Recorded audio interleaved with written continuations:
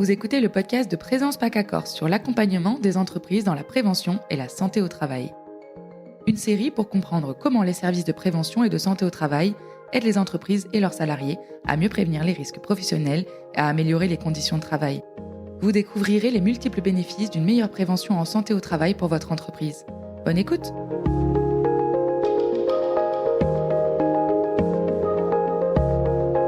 Aujourd'hui, nous allons chez Richel Group, fabricant de serres agricoles, discuter de la mise en place d'une évaluation des risques de troubles musculo-squelettiques, TMS. En effet, le coordinateur d'hygiène sécurité environnement, HSE, de Richel, a sollicité son service de prévention et de santé au travail Expertise pour participer à l'évaluation du risque de TMS dans l'atelier. Richel Group et Expertise ont donc décidé ensemble d'utiliser une méthode de l'INRS pour cette évaluation en se focalisant sur 5 postes définis comme les postes à prioriser lors d'une analyse approfondie. Cette discussion à 3 voix vous permettra de comprendre les enjeux et la démarche de l'entreprise, ainsi que du service de prévention et de santé au travail, que l'on appelait autrefois la médecine du travail. Voilà, bonjour, je suis le docteur Makoviak, donc médecin du travail. Bonjour, Annabelle Goetz, donc infirmière en santé au travail. Et ça fait depuis un peu plus de 6 mois maintenant que je suis un jour par semaine sur site à Richel, dans l'entreprise, en intra. Bonjour, Arnaud Nicoli, coordinateur HSE au sein du groupe Richel.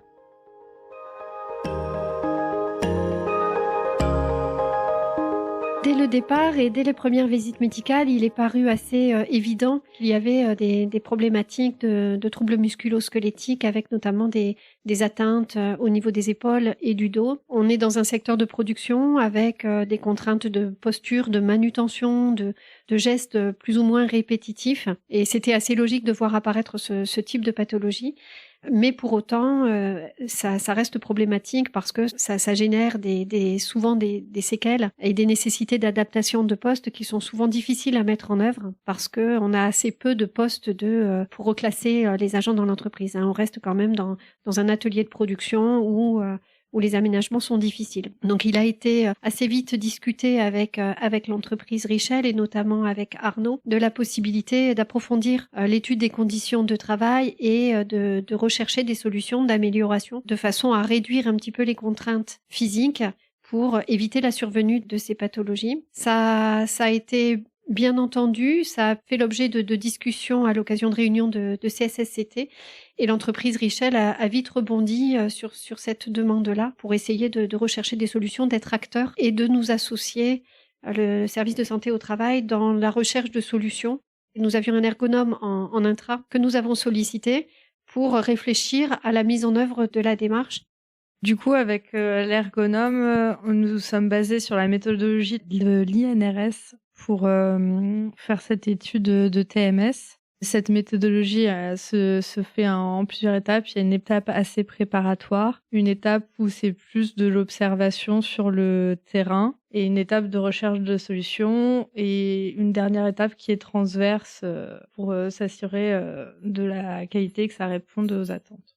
Avec l'ergonome, Monsieur Nicoli, on s'est réunis pour faire la première étape préparatoire et choisir les postes. On est parti de la méthodologie de l'INRS et de notre document unique, parce que comme l'a dit le docteur Makoviak, en fait, on souhaitait aller plus loin que le document unique, qui est très macro en fait sur certains items, même si je trouve que le nôtre il est assez détaillé sur les sujets manutention.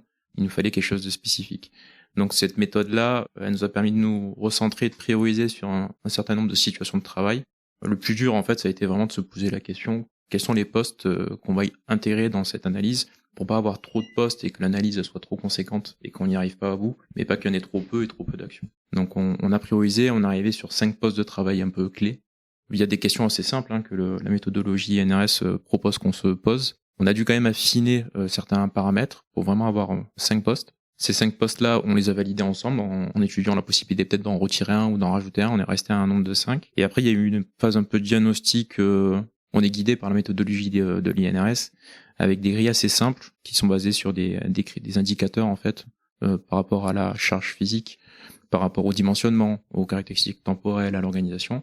Et une fois qu'on fait cette première étape, ça permet déjà de vérifier que notre priorisation elle a été bien faite, qu'on est sur quelque chose de cohérent. qu'il y a quelque chose qui va pas, en fait, qu'on pourrait améliorer. Et on passe après sur une analyse un peu plus approfondie, avec beaucoup plus de terrain, des questions posées aux opérateurs. Il y a aussi des éléments subjectifs qu'on récupère de leur part. C'est du ressenti vraiment qu'on vient récupérer, en plus de données factuelles. Le but après, c'est un peu d'arbitrer les cotations, de voir qu'est-ce qui en ressort. C'est assez simple, plutôt dans le vert, plutôt dans le jaune, plutôt dans le rouge, et de prioriser sur quels indicateurs on veut jouer, pour dégager derrière des pistes d'action. Et actuellement c'est la phase dans laquelle on est aujourd'hui, c'est recherche de pistes d'action. Donc on n'a pas encore vu, on va dire, tous les responsables de ces secteurs-là. Certains oui, on leur a proposé des actions, ils nous ont proposé d'autres. Le but était de répondre un petit peu aux besoins initiaux, et on va continuer cette étape-là encore un petit moment, au moins 3-4 postes, pour ensuite vraiment avoir une idée en fait des actions qu'on va pouvoir mener et du degré de réalisation qu'on peut attendre dans l'année.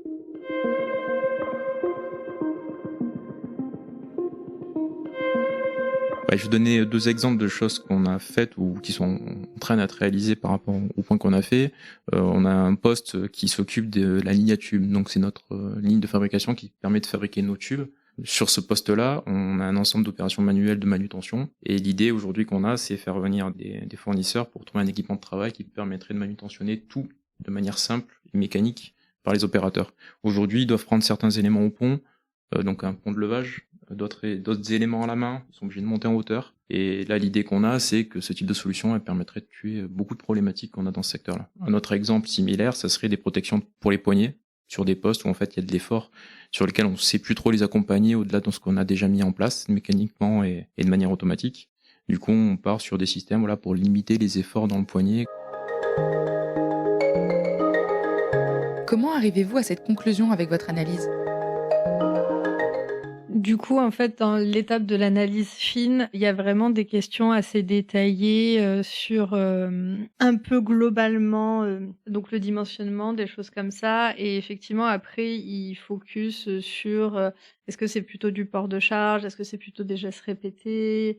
En fait, cette grille d'analyse, plus le fait d'être allé auprès des opérateurs directement sur site, les voir travailler, qui a permis d'identifier les difficultés, que ça soit du port de charge ou la localisation, etc. Après, effectivement, nous, en tant que médecine du travail, on a aussi ce regard où on connaît les dossiers et on peut identifier des pathologies, mais c'est vrai que là, on est resté vraiment sur l'observable, en fait. On est vraiment parti de données qu'on a croisées, entre les données de l'accidentologie, les données issues des demandes de maladies professionnelles, des visites médicales, mais aussi effectivement l'approche au plus près des opérateurs avec des questionnements. Et comme on le disait tout à l'heure, on a vraiment interrogé leurs ressentis, les plaintes fonctionnelles qu'ils pouvaient exprimer à leur poste de travail pour aller rechercher vraiment les problématiques. Je pense que l'intérêt majeur de cette approche, c'est qu'elle est participative, qu'elle est pluridisciplinaire et que dans la boucle, il y a à la fois vraiment les acteurs de la prévention, de la santé au travail, mais aussi les opérateurs eux-mêmes, les responsables de production, les ingénieurs aussi, qui ensuite sont mis à contribution pour la recherche de solutions. L'entreprise est déjà très bien équipée en termes d'aide au levage, de mécanisation de la manutention. Pour autant, on s'est rendu compte que c'était pas suffisant et qu'il fallait vraiment rechercher des solutions très très pointues, très fines pour essayer d'améliorer ces conditions et de limiter un petit peu la sinistralité de ces postes de travail. Pourquoi vous êtes-vous lancé dans cette démarche en tant qu'entreprise ? La démarche, elle permet quand même d'améliorer les conditions de travail. Qui dit améliorer les conditions de travail, c'est du bien-être des salariés, moins d'absentéisme, moins d'arrêt de travail. Il y a des accidents, moins de risques vis-à-vis d'un salarié qui se blesserait au travail. Donc c'est déjà dans une démarche un peu vertueuse en fait de prendre soin de ses salariés. Après certes ça nécessitera des investissements, mais comme toute prévention en fait c'est un investissement qui va permettre d'économiser sur potentiellement des coûts qui seraient liés à l'absentéisme ou à des arrêts de travail ou à l'accidentologie de manière générale. Il y avait aussi une démarche d'aller plus loin que le document unique. Alors comme je disais, le document unique c'est une obligation réglementaire. On peut lire entre les lignes que les évaluations spécifiques comme le risque chimique, la manutention, ça en fait partie intégrante. Et du coup, ça fait partie aussi des obligations légales. Simplement, aujourd'hui, on a choisi cette méthodologie-là parce que c'est proposé par l'INRS. C'est un petit peu un référentiel sur ce genre de thématique. Alors ça a vraiment fait l'objet de discussions. Je pense qu'à la base, effectivement, on a fait remonter donc à l'issue des visites médicales des problématiques et des contraintes du coup d'aménagement de poste qui étaient prescrits. Il y avait un certain nombre de salariés qui avaient des restrictions d'aptitude et du coup, là, l'entreprise devient en charge d'aménager le poste de travail, ce qui peut générer des contraintes fortes puisque comme je l'ai dit tout à l'heure, un certain nombre de postes sont difficilement aménageables. Donc, à partir de là, ça a vraiment généré une discussion.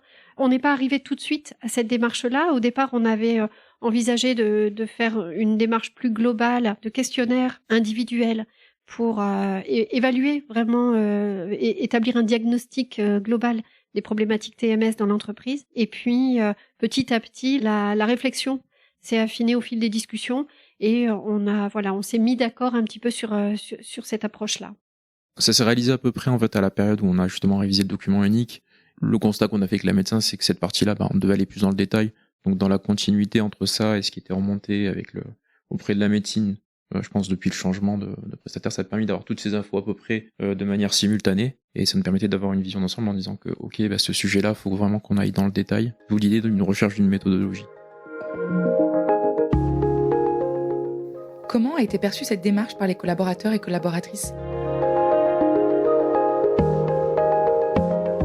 Lors de l'étape de l'analyse fine où on a interrogé vraiment les opérateurs, ils étaient vraiment très très contents qu'on s'intéresse à leur poste dans les détails et dans leurs difficultés et qu'on soit là pour chercher des solutions à des problématiques qui pouvaient plus ou moins les gêner dans leur travail en fonction des opérateurs, en fonction de l'ancienneté, en fonction de pathologies sous-jacentes, etc.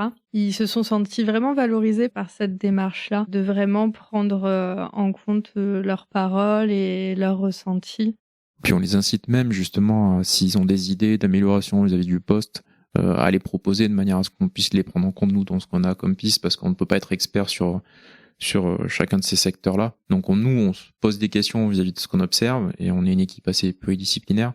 Mais du coup, on a besoin quand même des opérateurs qui travaillent, qui sont confrontés à cette situation-là, aux ingénieurs process ou méthodes qui vont définir un petit peu le cadre, et puis aux chefs d'équipe, à l'encadrement pour la connaissance un petit peu du secteur. Combien de temps ça prend de lancer une telle démarche ? En termes de temps passé sur le projet, on l'a commencé vraiment en octobre. Je dirais qu'on a à peu près une vingtaine d'heures, soit de réunions qui intègrent de la partie terrain. Moi, je dirais qu'on a à peu près une vingtaine d'heures et on n'a pas encore toutes les idées claires. Mais j'estime que à 30 heures maximum, on aura déjà pu mettre en place des actions ou valider ce qu'on va mettre en place. Après, ce sera plus du mode PDCA, de l'amélioration continue. Moi, comme je suis depuis que seulement septembre en infirmière en intra, cette démarche-là aussi a permis de faire connaître le fait qu'il y ait une infirmière une fois par semaine dans l'entreprise qui me reconnaisse physiquement, qui puisse se sentir libre aussi d'aller venir me voir quand je suis sur place. Donc c'est vrai que ça a permis aussi de m'intégrer dans l'entreprise, en tout cas que d'être un visage connu et d'être une personne sollicitable en cas de besoin. Et c'est vrai que c'est important aussi en tant que service en santé au travail qu'on voit les gens aussi sur leur lieu de travail. Comme ça permet qu'ils pensent à nous s'il y a une difficulté, qu'ils puissent se saisir de ce qu'on peut apporter. Pour la suite, du coup, il nous reste à peu près, en gros, trois séances qu'on organise au sein du groupe. On va discuter du coup des 4 autres postes et proposer en fait les actions qu'on a définies, voir si ça convient, si ça convient pas, qu'est-ce qu'on pourrait modifier, est-ce qu'il y a de nouvelles idées côté process pour modifier, arriver à une solution qui serait aussi convenable et qui permettrait de jouer aussi sur les mêmes indicateurs. Ensuite, on aura l'ensemble des actions.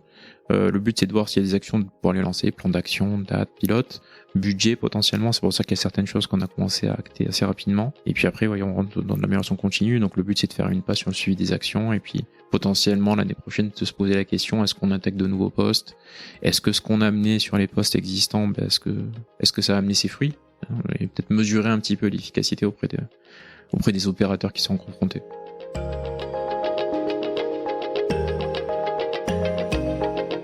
Si vous aussi vous rencontrez des problématiques de risque professionnel et de santé au travail dans votre entreprise, pensez à solliciter votre service de prévention et de santé au travail.